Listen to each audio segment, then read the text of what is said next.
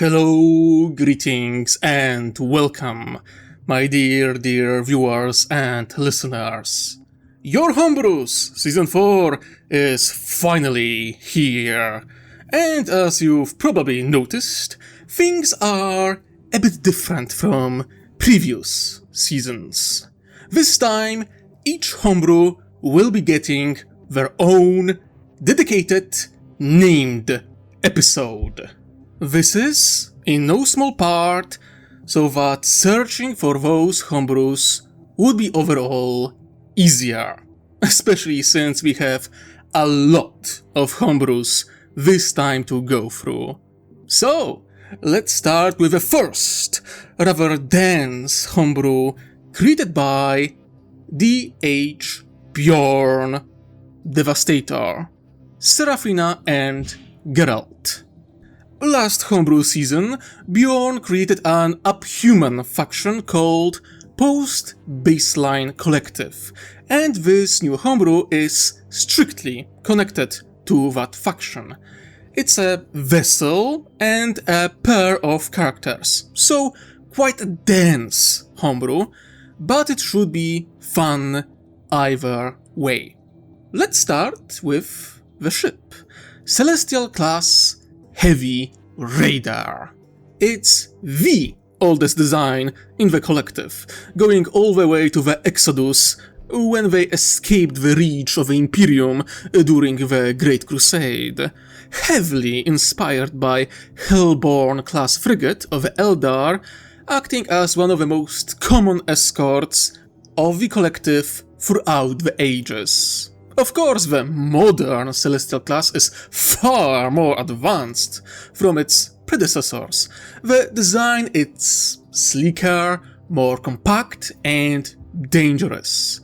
More notably, since implementation of Central AI Brain, the crew requirements have been severely limited, basically turning each Heavy Raider into intelligent being that serve the collective.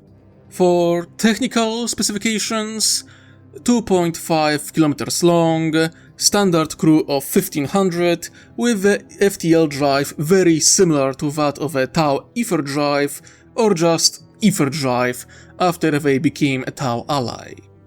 In sublight speeds, it's about as fast as Imperial counterparts, with far greater agility.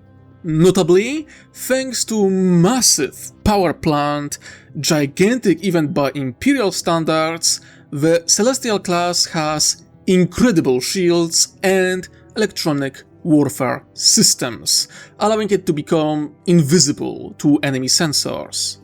Where Celestial class is weak is armor. As advanced as its systems are, the collective counts more on the maneuverability and stealth capability as a way to survive enemy encounter, with the powerful shields being there to hold enemy at bay for just long enough to get out of enemy range. If the shields fail, even an escort class lance cannon will be able to cut through it as if it was made of paper. As for armaments, Celestial class possesses 3 dorsal torpedo silos. Those torpedoes aren't as big as those of Imperium, but are faster, more maneuverable, and have superior targeting systems. Secondary armaments are 2 dorsal mounted Gunfnir HGPL, which stands for Hyper Gamma Particle Lance. It's a powerful weapon, but overall inferior to that of Imperial lances. It has superior accuracy, similar range and power, however, it needs at least twice as long to charge the capacitors to fire at all. Those inferior lances are there to either finish off a wounded prey after direct torpedo strike, or to ward off Imperial pursuit as the ship retreats out of range. The most unique element of Celestial class is a drone hive stored in the prow. There, depending on a mission, different drones are stored that could be deployed to accomplish different tasks. Everything from point defense, kamikaze strikes, boarding action, electronic warfare, or more commonly, field repair of a ship. The Celestial class Heavy Raider is an ambush predator, working in packs, striking fast and hard, and retreating without shame. While amazing at shadowing the hostile forces, ambushing convoys, and delivering special forces to points of interest, this vessel is incapable of holding the line in battle. More than that, with incredibly low crew size for this ship classification, it's an understatement to say that Celestial class is defenseless against a boarding action. With that out of the way, let's talk about the first character. Seraphina is one of the non-biological citizens of a collective. She became the mind controlling the Celestial class Heavy Raider Void Dragon around 700 years ago, and worked closely with special forces of the collective ever since. She became the main transport of the Shadow Angel task force, conducting precision strikes far from the collective's territory. One of the most notable of her battles was infiltration of Imperial Hive world of Stratopolis during so-called Sparanus Rebellion, where a good portion of the population and even elements of the defensive fleet turned against the governor. The collective deployed Shadow Angel to support the rebels and destabilize the Hive, while also extracting valuable data. Just as the special forces returned with their prize, Seraphina was noticed. Either by bad luck, momentary weakness in the stealth field, or simply because Imperial Relief Fleet was far more capable than standard defense warships she was dealing until then. Using rebel ships as partial cover, she managed to avoid the bulk of the enemy fleet, only to be engaged by a squadron of Imperial escorts.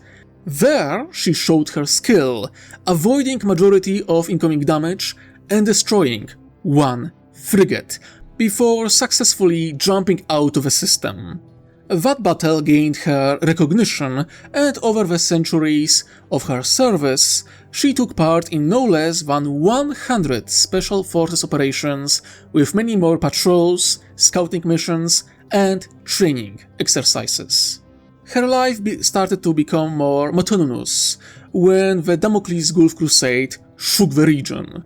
The collective made contact with the Tau, and Seraphina met the charismatic savage from Chogoris, Geralt Ganzorig. Geralt Ganzorig. By all accounts, he is the opposite of Seraphina. He grew up on Chogoris, among savage tribes of that renowned imperial planet. As a chieftain's son, even though the youngest of them all, he had the privilege of meeting off-worlders who came visit the world.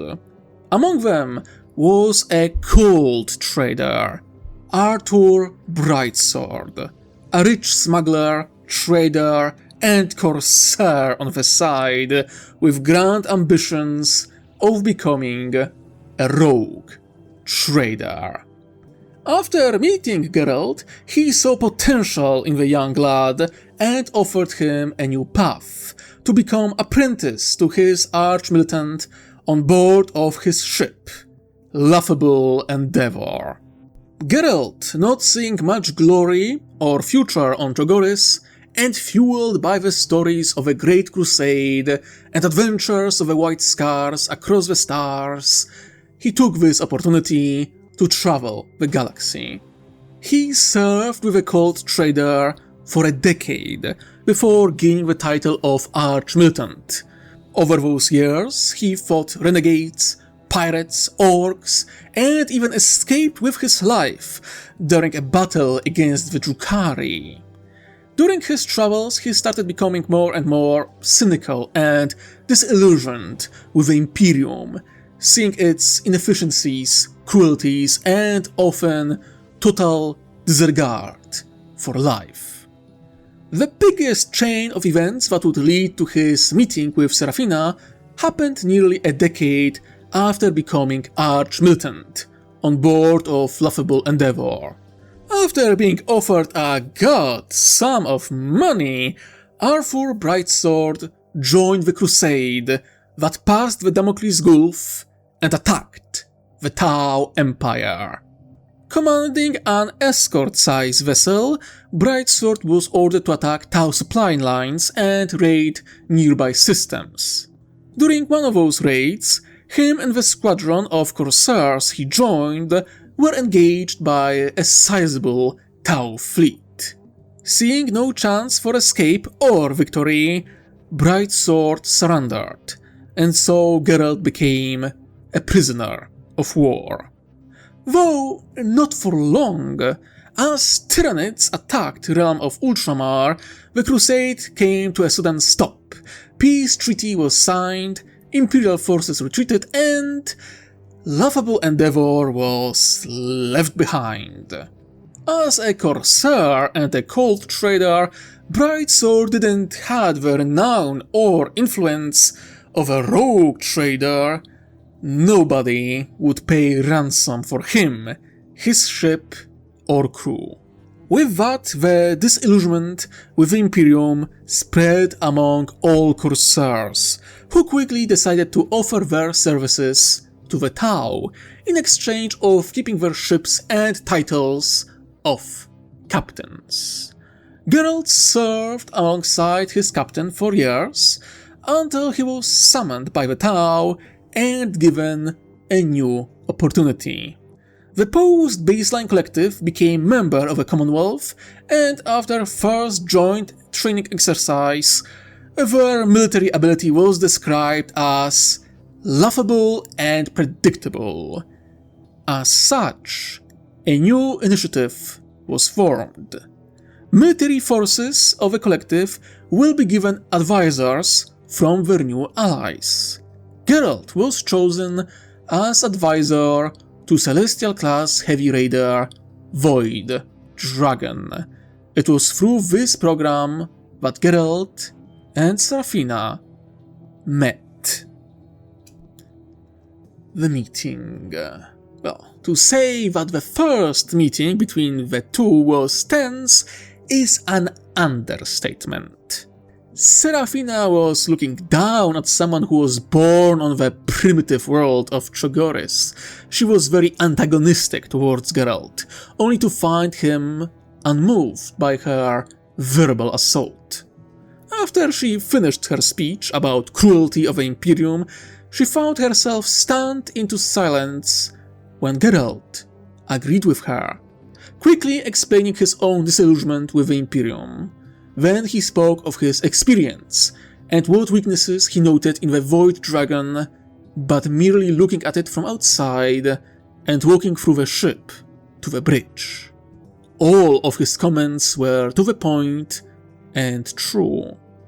He made it clear that as of this moment, he cares mostly to prove himself worthy of recognition and glory of battle, as all warriors of Chogoris do. His calm yet powerful and to-the-point character intrigued Seraphina, and so she made no protest when he became an advisor and basically second in command on the bridge of a Void Dragon. Current relationship.